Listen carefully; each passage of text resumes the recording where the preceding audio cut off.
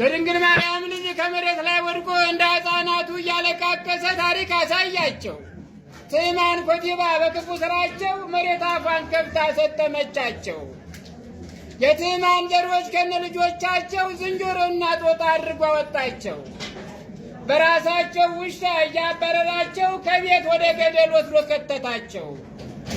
3 ዓመት ተመንፈቅ ስትንከራተት ሄሮድስ ሙቶልሻል ተመለሽ አሏት። 3 ዓመት ተመንፈቅ ስትዞር ስትደክም ትንሽ አረፍ አለች በደብረ ቁስቋም። ማርያም ግብፅ ወርዳ ያየችው መከራ ከነ ሰሎሜና ከዮሴፍ ጋራ አእላፍ መላእክትም የሚመኩባት ደናግል ነቢያት የሚመኩባት አይንተ እግዚአብሔርን የሚመኩባት የሰማይ መሰላል እመቤቴ ናት። የያዕቆብ መሰላል እመቤቴ ናት። ድንግል መሰላሏ መሸጋገሪያችን ታማልደናለች ከሰማይ ቤታችን። በመልዕልተ መስቀል ሰቀሉት ቢሏት ማርያም አለቀሰች የአምላክ እናት። እባክሽ እናቴ አታልቅሽ ቢላት አልቆምላት አለ የእንባዋ ብዛት።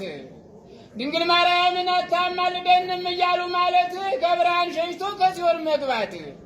አላመኑም እንጂ እናትን ሳያምኑ ልጇን እንኳን ቢያምኑ ስጋዋን ለብሶ አይደል ዓለምን ማዳኑ። ምን ቢመራመሩ ሃይማኖት ቢበዛ ድንግል ማርያም ናት የዚህ ዓለም ቤዛ። በእሷ ስም ለምነው ሆዳቸው ሲሞላ አትጠራም አሉ ድንግል ቤዛ ተብላ። ምን አይነት ዘመን ነው ድፍረት የበዛበት! ምን አይነት ዘመን ነው ድፍረት የበዛበት! እናት እየካዱ እምነት አለኝ ማለት የሩቁን በቅርቡ ሲመራመሩት መስሎ ይታይ አይደለ ሐሰቱ እውነት። አረ የዛሬስ ልጅ ምን አይነት ልጅ ሆነ አባቴ ነው ብሎ እናት ያላመነ። አረ የዛሬስ ልጅ ተመራመርኩ አለ እናቱን ካደና አባቴ ነው አለ።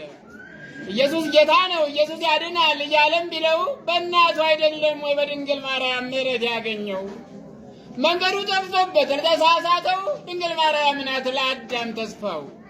የዛሬ ልጅም አእምሮውን ያጣ ያበደው ቀጥታ ያች ወላጅ እናቱን ያዋረደለታ። እናት አባቶቼ ስሙ ልንገራችሁ፣ አሁን በዚህ ዓለም እናቱን ማይሰድብ ልጅ ታገኛላችሁ። ዘመኑ እንዳለቀ ወጉ ባካችሁ። እናት ለምንድን ነው የተዋረደችው? 9 ወር ከ5 ቀን በተሸከመችው በጀርባዋም አዝነት ጡቷን ባጠባችሁ እናት ለምንድን ነው የተዋረደችው? የትገቡ ይሆን እናትን ክዳችሁ? መለጃ የሌለው የተወላገደ እናት ያልወለደው ከምን ተወለደ? 5500 ዘመን አዳም ቢኮነን ማርያምን ፈጠረ ተወልዶ ሊያድን።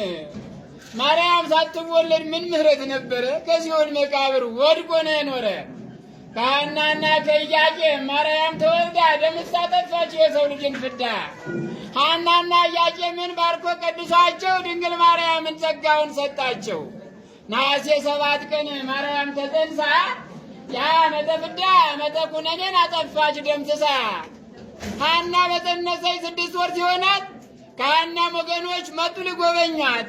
ከሐናም ወገኖች አንድ ዓይነ ስውርም ገብታ ስትጠይቃት የሐናን መጽነሷን አውቃ ለመረዳት ቀረብ ባለችና ጡጧን ስዳብሳት የጠፋችው ዓይኗ ፈጥና በራችላት። ድንግል በ6 ወር የፈወሰቻት የሐናና የኢያቄም ወገናቸው ናት።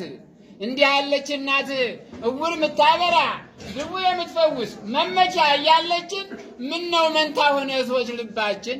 ዘክሬ ልቡ ውኩቱ አለ 2 ልብ የሆነ ሰው የታወከ ነው። ዛሰ ዘክሬ ይረክብ አደ 2 የሚፈልግ አንድም አያገኝምና እግዚአብሔር ከፈተና ይሰውረን። አሁን የታለና እንደ ጊዮርጊስ 7 ዓመት ሙሉ ደሙን የሚያፈስ አኪለ ጽጌሲን ጊዮርጊስ ያነሳል። አዎ አሁን የታለና እንደ ጊዮርጊስ 7 ዓመት ሙሉ ደሙን የሚያፈስ አጥንቱ እንዳሸዋ የሚከሰከስ ለአብ ለወልድ ብሎ ለመንፈስ ቅዱስ ሲጠሩት የሚሰማው ቅዱስ ጊዮርጊስ ድረስልኝ ሲሉት ቶሎ የሚደርስ ከእግዚአብሔር ተሰጥቶ ተጉዞ ፈረስ ተቀምጦ ይጓዛል በመንፈስ ቅዱስ። እች ብሩታዊት ምን ጸሎተኛ ናት! ለእግዚአብሔር ነግራ ጊዮርጊስ መጣላት ከዚያ ከደራጎን ከዘንዶ አፋዳናት። ጊዮርጊስ ሰማዕቱ ፍጡነ ረድኤት በእምነቱ የጸናው ልቡ እንደ ብረት 7 ዓመት ሙሉ ሲቀጠቅጡት። ጊዮርጊስ ዘለዳ ጌታ ወዳጅ የቴዎብስታና የዶሮንቶስ ልጅ በምኒልክ ጊዜ ሰዎቹ ተጣልተው ጊዮርጊስ ነበር የገላገላቸው። በምኒልክ ጊዜ አድዋ ዘምተው ቅዱስ ጊዮርጊስን ጽላቱን ይዘው አሸንፈው መጡ ድል ተጎናጽፈው። ኦ ፍጡነ ረድኤት ቅዱስ ጊዮርጊስ ሥጋው የተዘራው በደብረ ይድራስ የይድራስ ተራራ ሳሩ ቅጠሉ የጊዮርጊስ አጽሙ የነካቸው ሁሉ አፋውተው ጊዮርጊስ ጊዮርጊስ ጊዮርጊስ እያሉ የጊዮርጊስ አምላክ ማያሳፍረው አመድ የሆነውን በነፋስ ሰብስቦ ከሞት አስነሳው።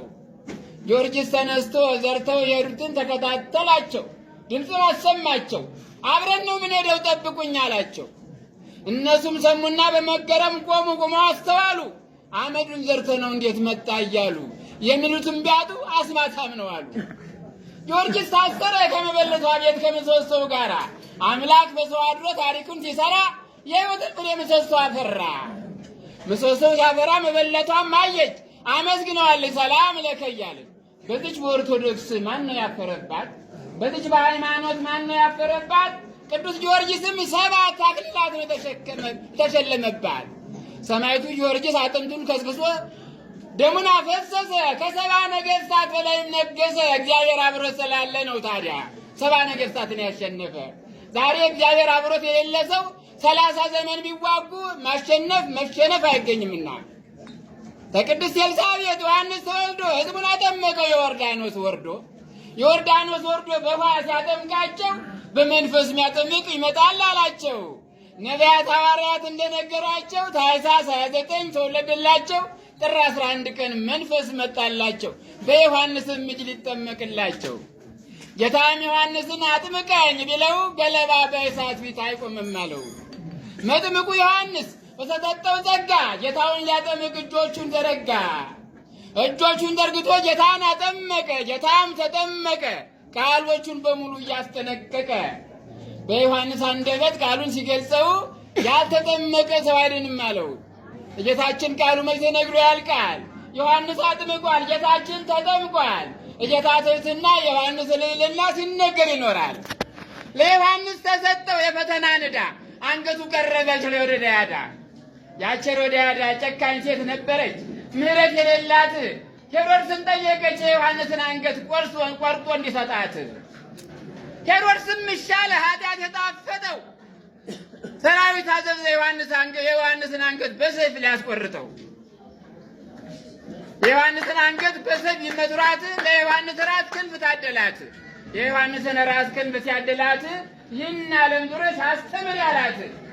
የዮሐንስ ራስ ትእዛዝ ፈጽማለች። 15 ዓመትም ዙራ አስተምራለች። እንዲህም እያለች ለዓለም ሰበከች። ተው ንስሐ ግቡ መንግሥተ ሰማያት ቀርባለች እያለች ንስሐ ግቡ መንግሥተ ሰማያት ቀርባለችና ብሎ ያስተማራችሁ የበቃው ዮሐንስ ነው። እንደኛ ያለ ጎስቋላ አይደለምና አግኝተ እግዚአብሔር እንደበታ ያቆይልን። በስብሐት ለእግዚአብሔር።